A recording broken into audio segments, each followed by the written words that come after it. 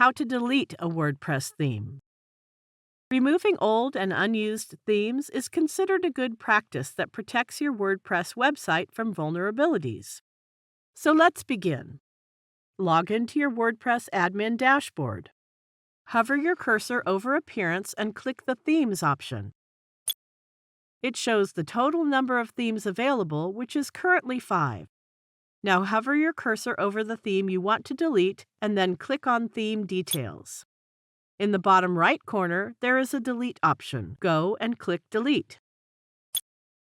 Then agree to the confirmation pop-up window. Scroll up and see a total of 4 themes are remaining now. 1 theme has been deleted. Similarly, you can delete unused themes one by one. I hope you find this tutorial helpful. Thank you for watching.